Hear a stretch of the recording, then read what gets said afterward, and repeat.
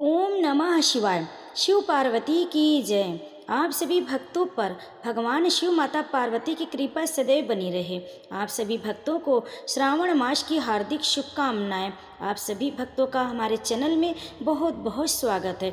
भक्तों, सावन का महीना शुरू हो गया, तो आज आप इस वीडियो में श्रवण करेंगे सावन माह की कथा अध्याय 4, और उससे पहले आप सुनेंगे शिव महापुराण की कथा अध्याय 4, जिसे आप अंत तक श्रवण करें।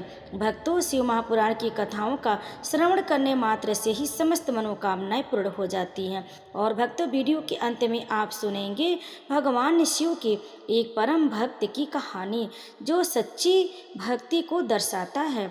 तो आप इस कहानी का भी अंत तक श्रवण करें।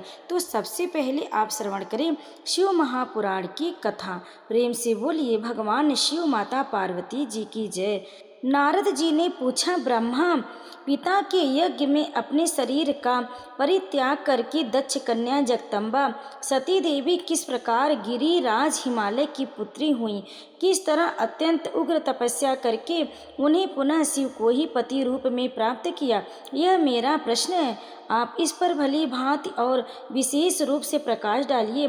ब्रह्मा जी ने कहा, मुनि नारद, तुम पहले पार्वती की माता की जन्म, विवाह और अन्य भक्ति वर्धक पावन चरित्र सुनो। मुनि श्रेष्ठ, उत्तर दिशा में पर्वतों का राजा हिमवान नामक महान पर्वत है, जो महातेजस्वी और समृद्धशाली है। उसके दो रूप प्रसिद्ध हैं, एक अस्थावर और दूसरा जंगम। मैं संक्षेप में उसके सूक्ष्म स्वरूप का वर्णन करता हूँ। वह रमणीय पर्वत नाना प्रकार के रत्नों का आकार खान है और पूर्व तथा पश्चिम समुद्र के भीतर प्रवेश करके इस तरह खड़ा है मानो भूमंडल को नापने के लिए कोई मानदंड हो। वह नाना प्रकार के वृक्ष से व्याप्त है और अनेक शिखरों के कारण विचित्र शोभा से संपन्न दिखाई देता है। सिंह, व्याघ आदि पशु सदा सुखपूर्वक उसका सेवन करते हैं। हिम का तो वह भंडार ही है, इसलिए अत्यंत उग्र जान पड़ता है। भली भांति के आश्चर्यजनक दृश्यों से उसकी विचित्र शोभा होती है। देवता, ऋषि, सिद्ध और मुनि उस पर्वत का आश्रय लेकर रहते हैं। भगवान शिव को वह बहुत ही प्रिय है, तपस्या करने का स्थान है। स्वरूप से ही वह अत्यंत पवित्र और महात्माओं को भी पावन करने वाला है। तपस्या में वह अत्यंत शीघ्र सिद्धि प्रदान करता है। अनेक प्रकार की धातुओं की खान और शुभ है। वह दिव्य शरीर धारण करके सर्वांग सुंदर रमणीय देवताओं के रूप में भी स्थित है। भगवान विष्णु का अविकृत अंश है, इसलिए वह शैलराज साधु संतों को अधिक प्रिय है। एक समय गिरिवर हिमवान ने अपनी कुल परंपरा की स्थिति और धर्म की वृद्धि के लिए देवताओं तथा पितरों का हित करने की अभिलाषा से अपना विवाह करने की इच्छा व्यक्त की। मुनीश्वर उस अवसर पर संपूर्ण देवता अपनी स्वार्थ का विचार करके दिव्य पितरों के पास आकर उनसे प्रसन्नता पूर्वक बोले। देवताओं ने कहा, पितरों, आप सब लोग प्रसन्नचित्त होकर हमारी बात सुने, और यदि देवताओं का कार्य सिद्ध करना आपको भी अभिष्ट हो तो शीघ्र वैसा ही करें। आपकी ज्येष्ठ पुत्री जो मीना नाम से प्रसिद्ध है, वह मंगल रूपणी है। उसका विवाह आप लोग अत्यंत प्रसन्नता पूर्वक हिमवान पर्वत से कर दें। ऐसा करने पर आप सब लोगों को सर्वथा महान लाभ होगा और देवताओं के दुखों का निवारण भी पग पग पर होता रहेगा। देवताओं की यह बात सुनकर पितरों ने परस्पर विचार करके स्वीकृति दे दी और अपनी पुत्री मेना को विधि पूर्वक हिमालय के हाथ में दे दिया। उस परम मंगल में विवाह में बड़ा उत्सव मनाया गया। मुनीश्वर, नारद मेना के साथ हिमालय के शुभ विवाह का यह सुखद प्रसंग मैंने तुमसे प्रसन्नता पूर्वक कहा है। अब और क्या सुनना चाहते हो? नारद जी ने पूछा, हे विधे विद्वान, अब आदर पूर्वक मेरे सामने मेना की उत्पत्ति का वर्णन कीजिए। उसे किस प्रकार श्राप प्राप्त हुआ था, यह कहिए और मेरे संदेह का निवारण कीजिए। ब्रह्मा जी बोले, मुनि, मैंने अपने दक्ष नामक जिस पुत्र की पहले चर्चा की है। उनकी 60 कन्याएं हुई थी जो सृष्टि की उत्पत्ति में कारण बनी। नारद, दक्ष ने कश्यप आदि श्रेष्ठ मुनियों के साथ उनका विवाह किया। यह सब वृतांत तो तुम्हें विदित है। अब प्रस्तुत विषय को सुनो। उन कन्याओं में एक स्वधा नाम की कन्या थी जिसका विवाह उन्होंने पितरों के साथ किया। स्वधा की 3 पुत्रियां थीं जो सौभाग्यशालिनी तथा धर्म की मूर्ति थी। उनमें से ज्येष्ठ पुत्री को नाम मैना था। मझली धन्या के नाम से प्रसिद्ध थी और सबसे छोटी कन्या का नाम कलावती था। ये सारी कन्याएं पितरों की मानसी पुत्रियां थीं, उनके मन से प्रकट हुई थी। इनका जन्म किसी माता के गर्भ से नहीं हुआ था, अतएव ये अयोनिजा थीं। केवल लोक व्यवहार से स्वधा की पुत्री मानी जाती थी। इनके सुंदर नामों का कीर्तन करके मनुष्य संपूर्ण अभिष्ट को प्राप्त कर लेता है। ये सदा संपूर्ण जगत की वंदनीय लोक माताएं हैं और उत्तम अभिदय से सुशोभित रहती है। सबकी परम योगिनी, ज्ञान निधि तथा तीनों लोकों में सर्वत्र जा सकने वाली हैं। मुनीश्वर, एक समय वे तीनों बहनें भगवान विष्णु के निवास स्थान श्वेत द्वीप में उनका दर्शन करने के लिए गईं। भगवान विष्णु को प्रणाम और भक्ति पूर्वक उनकी स्तुति करके वे उन्हीं की आज्ञा से वहां ठहर गए। उस समय वहां संतों का बड़ा भारी समाज एकत्र हुआ था। मुनि, उसी अवसर पर मेरे पुत्र सनकादि सिद्धगण भी वहां गए और श्री हरि की स्तुति वंदना करके उन्हीं की आज्ञा से वहां ठहर गए। सनकादि मुनि देवताओं के आदि पुरुष और संपूर्ण लोकों में वंदित हैं। वे जब वहां आकर खड़े हुए उस समय श्वेत द्वीप के सब लोग उन्हें देख प्रणाम करते हुए उठकर खड़े हो गए, परंतु ये तीनों बहनें उन्हें देखकर भी वहां नहीं उठी।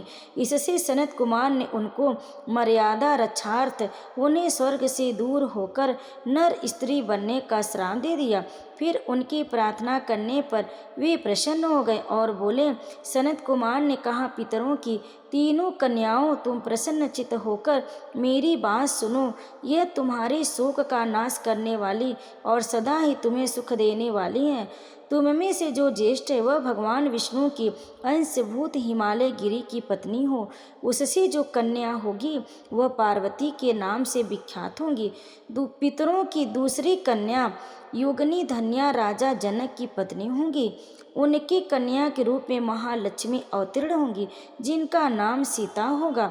इसी प्रकार पितरों की छोटी पुत्री कलावती द्वापर के अंतिम भाग में वृषभानु वैश्य की पत्नी होंगी और उनकी प्रिय पुत्री राधा के नाम से विख्यात होंगी।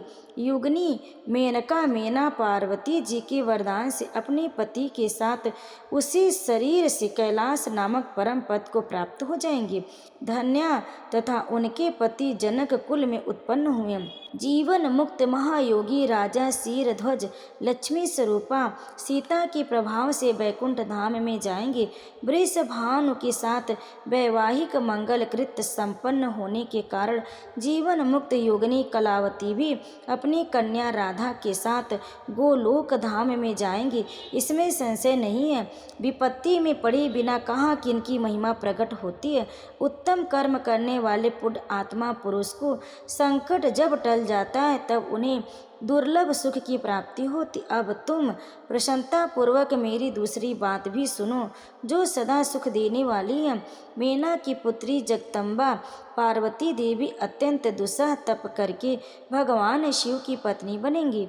धन्या की पुत्री सीता भगवान श्री राम की पत्नी होंगी और लोकाचार का आश्रय ले श्री राम के साथ विहार करेंगी। साक्षात गोलोक धाम में निवास करने वाली राधा ही कलावती की पुत्री होंगी। वे गुप्त स्नेह में बंधकर श्री कृष्ण की प्रियतमा बनेंगी।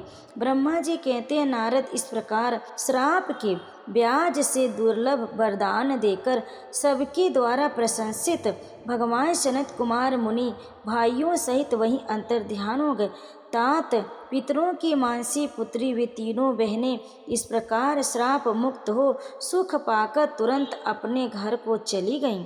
नारद जी बोले, महामते, आपने मीना के पूर्व जन्म की यह शुभ एवं अद्भुत कथा कही, उसके विवाह का प्रसंग भी मैंने सुन लिया। अब आगे के उत्तम चरित्र का वर्णन कीजिए। ब्रह्मा जी ने कहा, नारद, जब मीना के साथ विवाह करके हिमवान अपने घर को गए तब तीनों लोकों में बड़ा भारी उत्सव मनाया गया। हिमालय भी अत्यंत प्रसन्न हो मीना के साथ अपने सुखदायक सदन में निवास करने लगे। मुनि उस समय श्री विष्णु आदि समस्त देवता और महात्मा मुनि गिरिराज के पास गए। उन सब देवताओं को आया देख महान गिरिराज ने प्रसन्नता पूर्वक उन्हें प्रणाम किया और अपने भाग की सराहना करते हुए भक्ति भाव से उन सबका आदर सत्कार किया। हाथ जोड़ मस्तक झुकाकर वे बड़ी प्रेम से स्तुति करने को उद्धत हुए। शैलराज के शरीर में महान रोमांच हुआ। उनके नेत्रों से प्रेम के आंसू बहने लगे। मुनि हेमशैल ने प्रसन्न मन से अत्यंत प्रेम पूर्वक प्रणाम किया और विनीत भाव से खड़े हो श्री विष्णु आदि देवताओं से कहा। हिमाचल बोले, आज मेरा जन्म सफल हो गया, मेरी बड़ी भारी तपस्या सफल हुई, आज मेरा ज्ञान सफल हुआ और आज मेरी सारी क्रियाएं सफल हो गई। आज मैं धन्य हुआ, मेरी सारी भूमि धन्य हुई, मेरा कुल धन्य हुआ, मेरी स्त्री तथा मेरा सब कुछ धन्य हो गया। इसमें संशय नहीं है, क्योंकि आप सब महान देवता एक साथ मिलकर एक ही समय यहाँ पधारे हैं। मुझे अपना सेवक समझकर प्रसन्नता पूर्वक उचित कार्यों के लिए आज्ञा दे।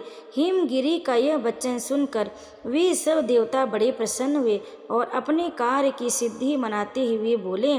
देवताओं ने कहा, महाप्राज्ञ हिमाचल, हमारा हितकारक वचन सुनो। हम सब लोग जिस काम के लिए यहाँ आए हैं उसे प्रसन्नता पूर्वक बता रहे हैं।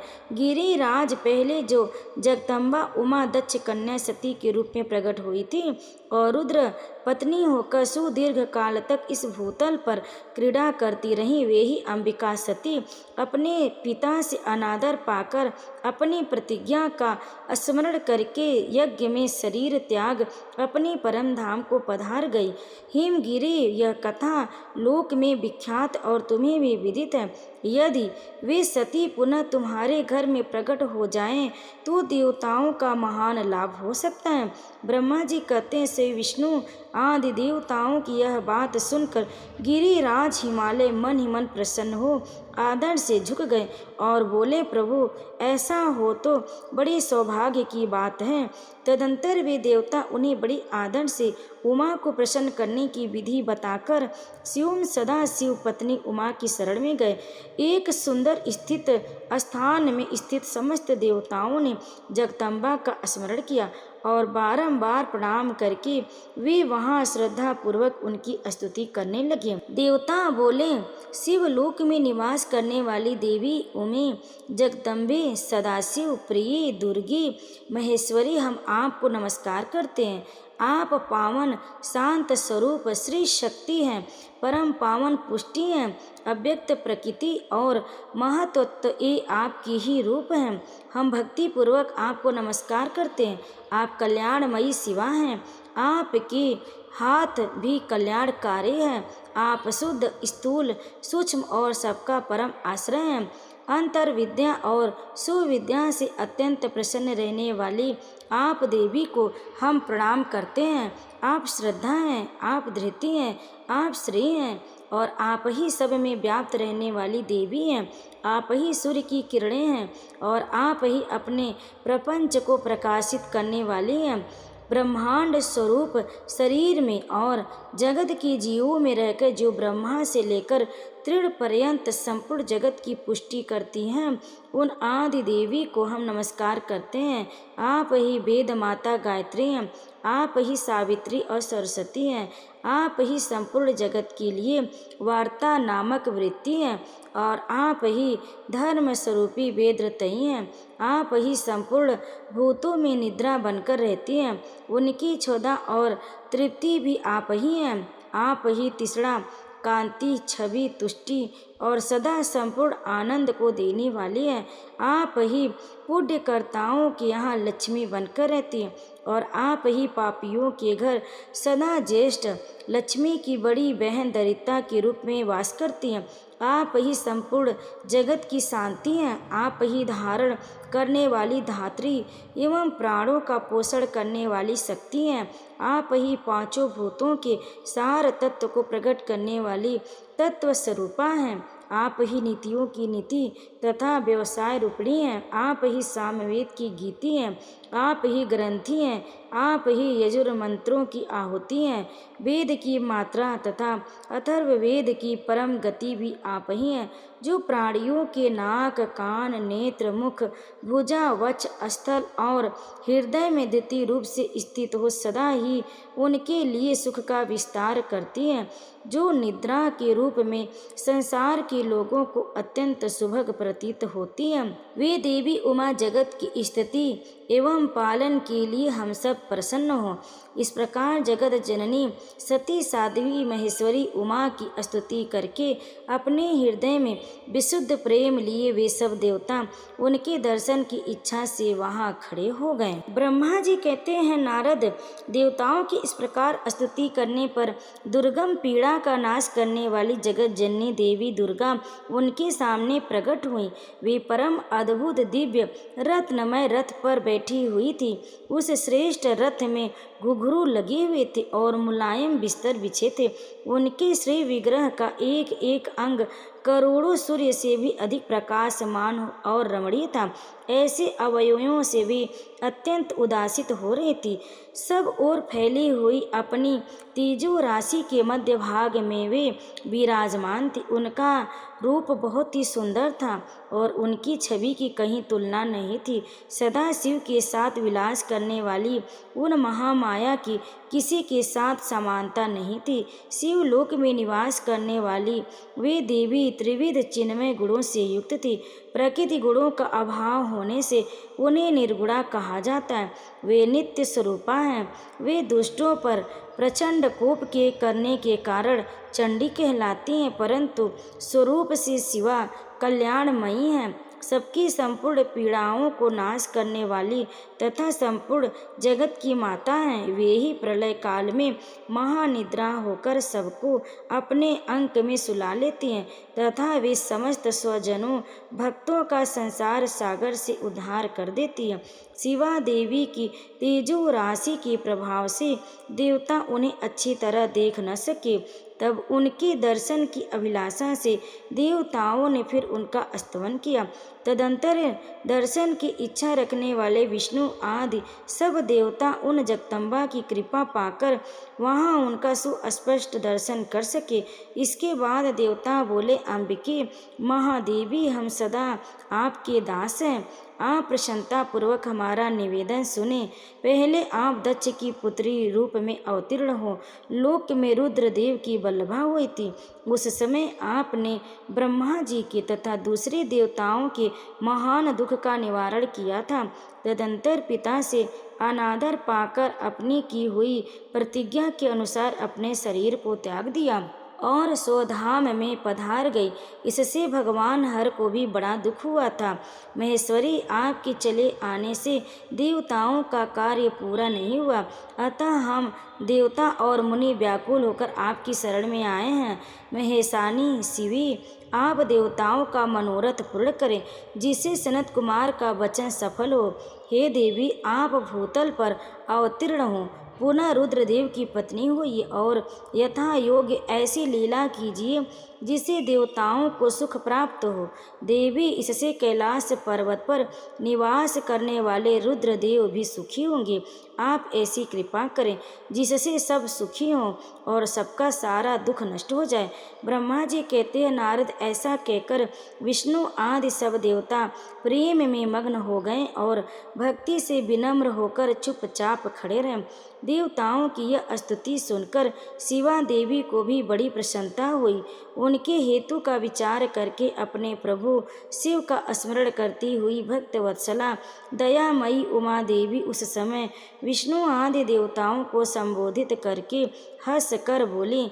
उमा ने कहा, हे हरे, हे विधे और हे देवताओं तथा मुनियों, तुम सब लोग अपने मन से व्यथा को निकाल दो और मेरी बात सुनो। मैं तुम पर प्रसन्न हूँ, इसमें संशय नहीं है। सब लोग अपने अपने स्थान को जाओ और चिरकाल तक सुखी रहो। मैं अवतार ले मीना की पुत्री होकर उन्हें सुख दूंगी और रुद्रदेव की पत्नी हो जाऊंगी। यह मेरा अत्यंत गुप्त मत है। भगवान शिव की लीला अद्भुत है, वह ज्ञानियों को भी मोह में डालने वाली है। देवताओं, उस यज्ञ में जाकर पिता के द्वारा अपने स्वामी का अनादर देख जब मैंने दक्ष जनित शरीर को त्याग दिया, तभी से भी मेरे स्वामी कालाग्नि रुद्रदेव तत्काल दिगंबर हो गए। वे मेरी ही चिंता में डूबे रहते हैं। उनके मन में यह विचार उठा करता है कि धर्म को जानने वाली सती मेरा रोष देखकर पिता के यज्ञ में गई और वहाँ मेरा अनादर देख मुझ में प्रेम होने के कारण उसने अपना शरीर त्याग दिया। यही सोच कर वे घर बार छोड़ अलौकिक वेश धारण करके योगी हो गए। मेरी स्वरूप भूता सती के वियोग को वे महेश्वर सहन न कर सके। देवताओं, भगवान रुद्र की भी यह अत्यंत इच्छा है कि भूतल पर मेना और हिमाचल के घर में मेरा अवतार हो, क्योंकि वे पुनः मेरा पाणी ग्रहण करने की अधिक अभिलाषा रखते हैं। अतः मैं रुद्रदेव के संतोष के लिए अवतार लूंगी और लौकिक गति का आश्रय लेकर हिमालय पत्नी मेना की पुत्री होंगी। ब्रह्मा जी कहते, नारद, ऐसा कहकर जगदम्बा शिवा उस समय समस्त देवताओं की देखते देखते ही अदृश्य हो गई और तुरंत अपने लोक में चली गई। तदंतर हर्ष से भरे हुए विष्णु आदि समस्त देवता और मुनि उस दिशा को प्रणाम करके अपने अपने धाम को चले गए। ओम नमः शिवाय। भक्तों, शिव महापुराण की कथा अध्याय 4 यहीं पर समाप्त हुई। इसके आगे की कथा अगले वीडियो में अवश्य सुने। अब आप सुनिए सावन माह की कथा अध्याय 4। ईश्वर बोले, हे सनत कुमार, अब मैं धारण पारण व्रत का वर्णन करूंगा। प्रतिपदा के दिन से आरंभ करके सर्वप्रथम पुण्य वाचन कराना चाहिए। इसके बाद मेरी प्रसन्नता के लिए धारण पारण व्रत का संकल्प करना चाहिए। एक दिन धारण व्रत करें और दूसरे दिन पारण व्रत करें। धारण में उपवास तथा पारण में भोजन होता है। श्रावण मास के समाप्त होने पर सबसे पहले पुण्य वाचन कराना चाहिए। इसके बाद हे मानद आचार्य तथा अन्य ब्राह्मणों का वरण करना चाहिए। तत्पश्चात पार्वती तथा शिव की स्वर्ण निर्मित प्रतिमा को जल से भरे हुए कुंभ पर स्थापित कर रात में भक्ति पूर्वक पूजन करना चाहिए तथा पुराण श्रवण आदि के साथ रात भर जागरण करना चाहिए। प्रातः काल अग्नि स्थापन करके विधि पूर्वक होम करना चाहिए। त्रयंबकम इस मंत्र से तिल मिश्रित भात की आहुति डालनी चाहिए। उसी समय शिव गायत्री मंत्र से घृत मिश्रित भात की आहुति डालें और पुनः सराक्षण मंत्र से खीर की आहुति प्रदान करें। तदंतर पूर्ण आहुति देकर होम शेष का समापन करना चाहिए। इसके बाद भी ब्राह्मणों को भोजन कराना चाहिए तथा साथ ही आचार्य की पूजा करनी चाहिए। हे महाभाग, इस प्रकार से उद्यापन संपन्न करके मनुष्य ब्रह्म हत्या आदि पातकों से मुक्त हो जाता है, इसमें कोई संदेह नहीं है। अतएव इस महाव्रत को अवश्य करना चाहिए। हे मुनि, अब श्रावण में मास उपवास की विधि को आदर पूर्वक सुनिए। प्रतिपदा के दिन प्रातः काल इस व्रत का संकल्प करें। स्त्री हो या पुरुष मन तथा इंद्रियों को नियंत्रित करके इस व्रत को करें।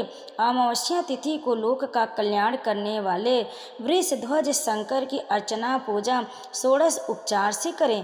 तदंतर अपनी सामर्थ्य के अनुसार वस्त्र तथा अलंकार आदि से ब्राह्मणों का पूजन करें, उन्हें भोजन कराएं तथा प्रणाम करके विदा कर। इस प्रकार से किया गया मास उपवास व्रत मेरी प्रसन्नता कराने वाला होता है।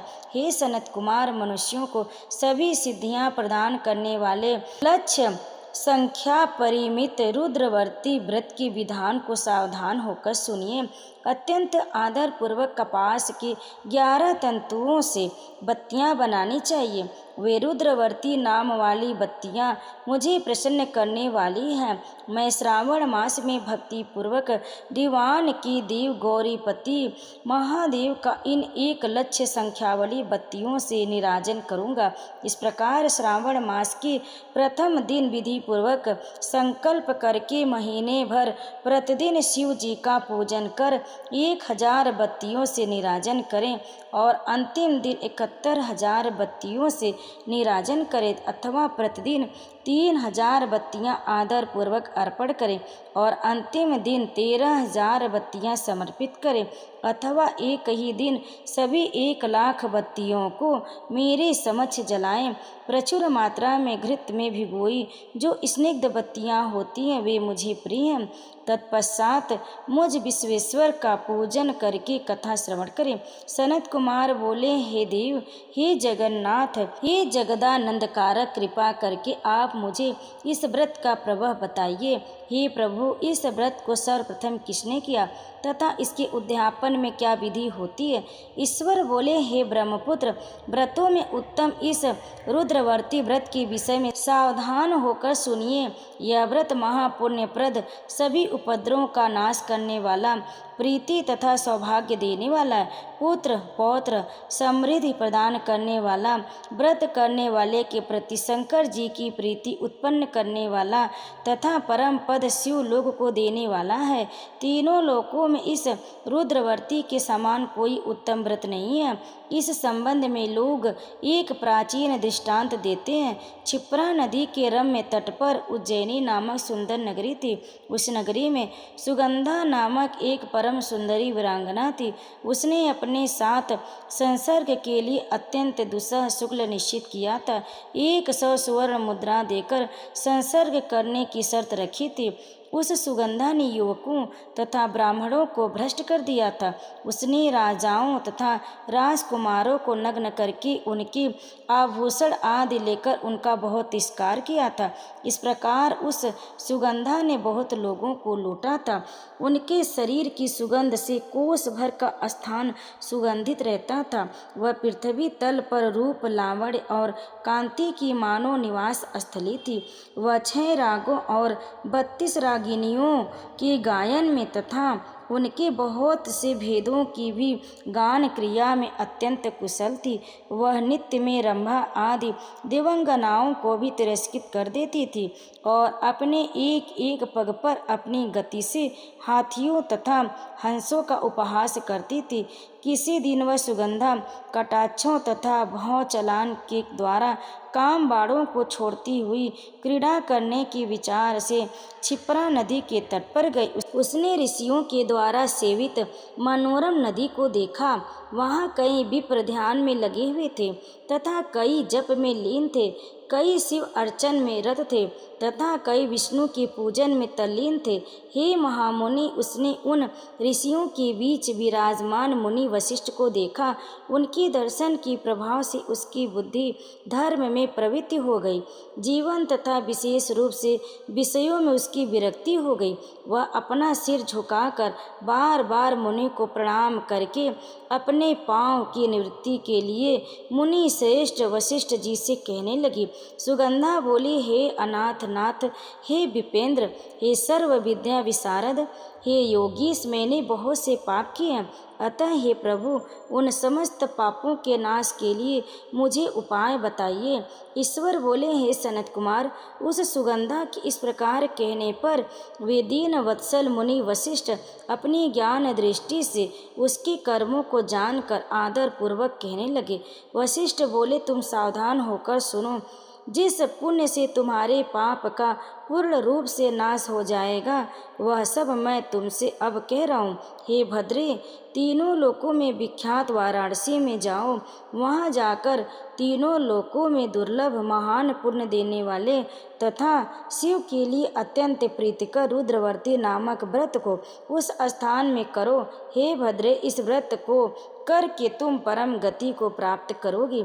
ईश्वर बोले, तब उसने अपना धन लेकर सेवक तथा मित्र सहित काशी में जाकर वशिष्ठ के द्वारा बताए गए विधान के अनुसार व्रत किया। इस प्रकार उस व्रत के प्रभाव से वह शरीर उस शिवलिंग में विलीन हो गई। हे सनत कुमार, इस प्रकार जो स्त्री इस परम दुर्लभ व्रत को करती है, वह जिस जिस अभिष्ट पदार्थ की इच्छा करती है उसे निसंदेह प्राप्त करती है। हे सुव्रत, अब आप माणिक्यवर्तियों का महात्म्य सुनिए। हे विपेंद्र, उन माणिक्यवर्तियों के व्रत से स्त्री मेरे अर्ध आसन की अधिकारिणी हो जाती है और महाप्रलय पर्यंत वह मेरे लिए प्रिय रहती है। अब मैं इस व्रत की संपूर्णता के लिए उद्यापन का विधान बताऊंगा। चांदी की बनी हुई नंदीश्वर की मूर्ति पर आसीन सुवर्णमय भगवान शिव की पार्वती सहित प्रतिमा को कलश पर स्थापित करना चाहिए और विधि के साथ पूजन करके रात्रि में जागरण करना चाहिए। इसके बाद प्रातः काल नदी में निर्मल जल से विधि पूर्वक स्नान करके 11 ब्राह्मणों सहित आचार्य का वर्ण करना चाहिए। तत्पश्चात रुद्र सूक्त से अथवा गायत्री से अथवा मूल मंत्र से घृत खीर तथा बिलपत्रों का होम करना चाहिए। इसके बाद पूर्ण आहुति होम करके आचार्य आदि की विधि पूर्वक पूजा करनी चाहिए तथा सपत्नीक 11 उत्तम विप्रों को भोजन कराना चाहिए। हे सनत कुमार, जो स्त्री इस प्रकार से व्रत करती है वह समस्त पापों से मुक्त हो जाते। तत्पश्चात विधान पूर्वक कथा सुनकर स्थापित की गई समस्त सामग्री ब्राह्मणों को दे देनी चाहिए। इससे निश्चित रूप से 1000 अश्वमेघ यज्ञ का फल प्राप्त होता है। इस प्रकार श्री स्कंद पुराण के अंतर्गत ईश्वर सनत कुमार संवाद में श्रावण मास महात्म्य में धारणा पारणा मास उपवास रुद्रवर्ती कथन नामक चौथा अध्याय पूर्ण हुआ। तो प्रेम से बोलिए भगवान शिव माता पार्वती जी की जय। भक्तों, अब आइए सुनते हैं भगवान शिव के परम भक्त की कहानी, जो यह दर्शाती है कि सच्ची भक्ति क्या होती है, भगवान शिव के प्रति आस्था कैसी होनी चाहिए, निष्ठा कैसी होनी चाहिए। आइए इस कथा के माध्यम से हम आपको आश्रवण कराते हैं। एक नगर में भगवान शिव का एक भव्य मंदिर था, जहाँ हर वर्ष दूर दूर से भक्तजन शिव जी के दर्शन के लिए आते रहते थे। श्रावण का महीना था। दूर दूर से कांवड़िए कांवड़ लेकर भगवान शिव को जल अभिषेक करने हुए आए थे। मंदिर का परिसर भक्तों की भीड़ से भरा हुआ था। तभी अचानक आकाश में बिजलियां हुई और सोने का एक थाल उतरा। उसी के साथ एक भविष्यवाणी हुई कि जो कोई भगवान शंकर का सच्चा भक्त है और प्रेमी है, उसी को यह थाल मिलेगा। मंदिर के परिसर में उपस्थित सभी लोगों ने यह भविष्यवाणी सुनी। धीरे धीरे सभी इकट्ठा हो गए। जो लोग मंदिर की व्यवस्था देखते थे, उन्हें तो पूरा विश्वास था कि यह थाल हमें मिलेगा, इसलिए वे सबसे आगे जाकर खड़े हो गए। सबसे पहले एक पंडित जी आए और बोले, देखिए, मैं प्रतिदिन महादेव जी का अभिषेक करता हूँ, अतः मैं ही भोलेनाथ का सबसे निकटवर्ती प्रेमी और भक्त हूँ, इसलिए थाल मुझे मिलना चाहिए। इतना कहकर पंडित जी ने थाल उठाया। जैसे ही पंडित जी ने थाल उठाया, थाल पीतल का हो गया। यह देखकर पंडित जी बड़े लज्जित हुए। उन्हें थाल यथा स्थान पर रखा और वहाँ से निकल गए। इसी प्रकार वहाँ उपस्थित सभी पंडितों ने खुद को आजमाया, लेकिन शायद उनमें से कोई भी सच्चा भक्त नहीं था। उन्हें भी थाल यथा स्थान पर रखकर चले जाना पड़ा। इसके बाद उस नगर में राजा का आगमन हुआ। राजा सबसे आगे आए और बोले, मैंने महादेव जी के मंदिर में बड़ी भारी दान दक्षिणा की है, इसलिए यह थाल मुझे मिलना चाहिए। इतना कहकर राजा सबके आगे आए और थाल उठाया। जैसे ही राजा ने थाल उठाया, थाल तांबे का हो गया। यह देखकर महाराज भी लज्जित हुए और थाल यथा स्थान रखकर एक तरफ खड़े हो गए। इसके बाद इसी तरह एक से बढ़कर एक दानी महात्मा और भक्त पधारे और थाल उठाया, लेकिन किसी के हाथ में कुछ और किसी के हाथ में कुछ हो गया, लेकिन सोने का नहीं रहा। तब लोगों को पता चला कि हम में से कोई भी महादेव का सच्चा भक्त नहीं है। उसी समय एक किसान का आगमन हुआ। वह बेचारा महीनों बाद आज चातुर्मास के सोमवार के शुभ अवसर पर शिव जी के दर्शन करने आया था। गरीबी और गृहस्थी के बोझ तले दबा दिन रात खेतों में मेहनत मजदूरी करके अपना और अपने परिवार का गुजारा करता था। अभी रास्ते में आ ही रहा था कि कोई भिखारी मिल गया और कुछ खाने को मांगने लगा। इस किसान को दया आ गई। अपने खाने के लिए जो खाना लाया था वह उसने उस भिखारी को दे दिया। थाल के बारे में इसने सुना भी था, लेकिन इसने उस पर ध्यान नहीं दिया। सीधा मंदिर में गया और महादेव जी का पूजन करके बाहर आ गया। परिक्रमा करके जाने को हुआ, तभी पीछे से एक व्यक्ति बोला, भाई तुम भी थाल को उठाकर देख लो, हो सकता है कि तुम ही वह सच्ची भक्त हो जिसके लिए यह थाल आया है। किसान को लगा वह व्यक्ति उसका मजाक बना रहा है। किसान ने हंसते हुए कहा, भाई मैं तो कभी कोई पूजा पाठ भी नहीं करता, महीने में एकाध बार मंदिर आ पाता हूँ, मैं काहे को सच्चा भक्त। वह अजनबी बोला, भाई हम तो देख चुके हैं, हमारी भक्ति तो दो कौड़ी की भी नहीं है। अब तुम भी अपना हाथ लगाकर देख लो, सोने का थाल मिले न मिले, किंतु पता चल जाएगा कि तुम्हारी भक्ति में कितनी सच्चाई है। लोगों ने बहुत आग्रह करने पर आखिर उस भोले भाले किसान ने जाकर थाल उठा ही लिया। जैसे उसने थाल उठाया, लोगों के आश्चर्य का ठिकाना नहीं रहा। सोने का थाल रोशनी से चमचमाने लगा। यह देख सब लोगों में खुशियों की लहर दौड़ गई। सभी लोग उसके जयकारे लगाने लगे और पूछने लगे कि भाई तुम ही सच्चे भक्त हो, अब हमें भी बता दो कि कैसी भक्ति करते हो जिससे महादेव तुमसे इतने प्रसन्न हैं। किसान बोला, तो भाई मैं कोई भक्ति नहीं करता, मैं केवल दिन भर खेतों में काम करता हूँ और थोड़ा समय निकाल कर ज़रूरतमंद लोगों की मदद करता हूँ। इसके अलावा मैं कोई कार्य नहीं करता। लोग पूछने लगे, तुम लोगों की मदद क्यों करते हो? हंसते हुए किसान बोला, सुकून। दूसरों के चेहरे पर मुस्कान देखकर मुझे जो आनंद और खुशी होती है उसे मैं शब्दों में बयां नहीं कर सकता। शायद यही कारण है कि महादेव मुझसे खुश हैं। इसलिए हमेशा याद रखें, सत्कर्म का आरंभ भी आनंद से होता है और अंत भी आनंददायक होता है। दुष्कर्म का आरंभ भी दुख से होता है और अंत भी दुखदायक होता है। आप सैकड़ों मील की यात्रा करके भी दूसरों का दिल दुखाते हैं तो आपकी वह तपस्या, साधना और महादेव का दर्शन धूल के बराबर है। तो प्रेम से बोलिए भगवान शिव की जय। भक्तों, अब आइए सुनते भगवान शिव के परम भक्त की दूसरी कहानी। मैसूर से लगभग 16 किलोमीटर दूर नंजनगुड़ के नाम से प्रसिद्ध जगह की बाहरी सीमा पर एक शिव भक्त रहता था। उसका नाम था मल्ला। वह किसी धार्मिक परंपरा से नहीं जुड़ा था और पूजा ध्यान के नियम नहीं जानता था, लेकिन बचपन से ही आंखें बंद करके उसे सिर्फ शिव दिखते थे। शायद उनके लिए भक्त एक ठीक शब्द नहीं है। उनके जैसे लाखों लोग हैं जो एक तरह से शिव की बंदी हैं। उनके पास कोई और चारा ही नहीं है। शायद मैं भी उनके जाल में फंस गया। हम उनकी खोज कर रहे थे। हम ऐसे घमंडी थे कि कोई खोज कर ही नहीं सकते थे, लेकिन उनके फंदे में फंस गए थे। शिव एक शिकारी थे। वे न सिर्फ जानवरों को फांसते थे बल्कि मनुष्यों पर भी फंदा डालते थे। मल्ला भी ऐसे ही थे। मल्ला को शिव के सिवा और कुछ भी पता नहीं था और वे जंगल में बड़े हुए और उन्होंने कोई खास कारोबार या किसी कला को नहीं सीखा था। किसी को रोक लेना और उससे ज़रूरत की सभी चीज़ें छीन लेना उन्हें गलत नहीं लगता था, तो वे यही करते थे और एक लुटेरे के रूप में प्रसिद्ध हो गए। जंगल के उस मार्ग पर जहाँ से लोग आते जाते थे वे एक नियमित लुटेरे बन गए। वह स्थान वहाँ से लूटमार करते कल्लन मुलई के नाम से जाना जाने लगा, जिसका अर्थ है चोर का अड्डा।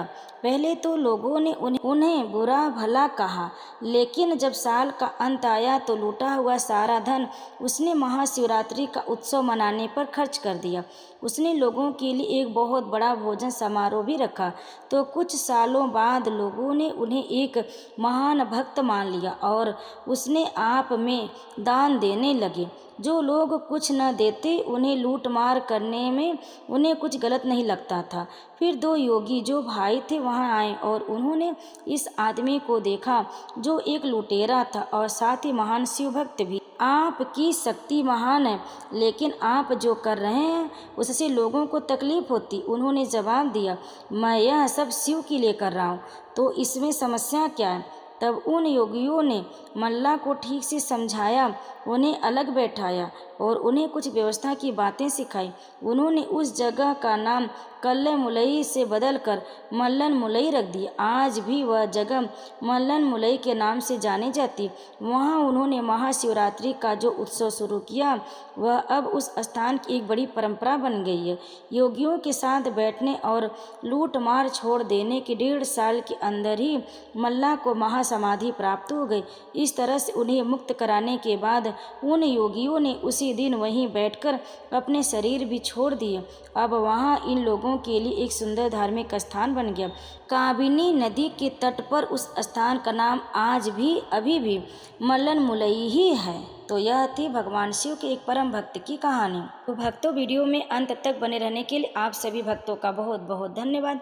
अगर आपको शिव महापुराण की कथाएं, सावन माह की कथाएं और भगवान शिव के भक्त की कथाएं पसंद आए तो वीडियो को लाइक ज़रूर करें, शेयर करें, कमेंट में हर हर महादेव अवश्य लिखें और हमारे चैनल दिव्य कथा कहानी को सब्सक्राइब जरूर कर ले।